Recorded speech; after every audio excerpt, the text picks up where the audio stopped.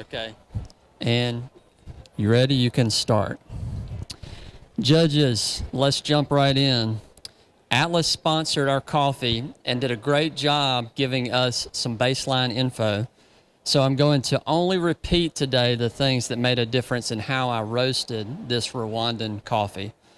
Two things stood out. One, at 1800 to 2000 MASL, a higher grown bean is a denser bean. I measured density at 720 grams per liter. With a denser bean, I knew I needed more heat to get the desired roast profile. Two, a washed Bourbon variety can give a predictable milk chocolate and caramel sweetness we're all familiar with, but the fruitiness is a little more challenging to pull out. So I shortened my overall roast time to trick some of that acidity or fruitiness to come out of hiding.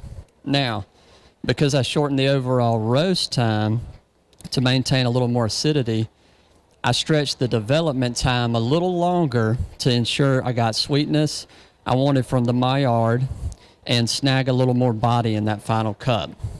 I only pushed development 4 seconds further than I usually would, but tiny changes like that make a big difference when you're close to the end of the roast. So, shorter total roast time for acidity and fruitiness while lengthening development to maintain sweetness and body. Screen sizes 16, 17, and 18 were 89% of my beans. So being a slightly larger bean and having that higher density, I knew I needed to slow down my roast if I wanted those bad boys to roast evenly through to the middle of the bean. On green grading, I got one full category 1 defect. It was a full black, and no full category 2 defects. Otherwise, it was a really clean batch. On my competition coffee, I sample roasted on an Ikawa to dial in my ground Agtron reading that would give me the desired results.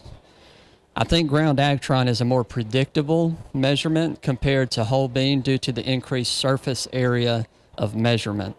I then used this data to predict how many degrees above first crack I wanted my goal on final roast to achieve that Agtron. My roast batches were smaller than usual production batches, and I knew with the smaller bean mass that the temperature probe would react differently, so I took that into account. I charged the beans right after I put them in the hopper so they didn't scorch on the hot base plate. At charge, I had no gas so that the outside of the bean didn't warm up too quickly. I turned gas on at turning points, and I maintained a steady drum speed and airflow to take two variables out of the equation so that I could hit my roast profile quicker, and just made adjustments to gas. Drying phase ended at 421. I maintained a decreasing ROR throughout the roast by decreasing my gas. First crack was at 831. Here, I turned the gas completely off because I knew that the drum was hot enough to carry me through to development. My development time was 119 with a temperature change of 10.7. The final ground Agtron was 85.5. Don't freak out. Ground Agtron will always be higher than whole bean. This is exactly where I wanted. Okay, get your pencils ready. In the cup, fragrance was peach, cherry, and grapefruit. Aroma was milk chocolate, especially on the break. Body was light to medium with a smooth mouthfeel and finish. Aftertaste was savory sweetness that lingered like a stone fruit.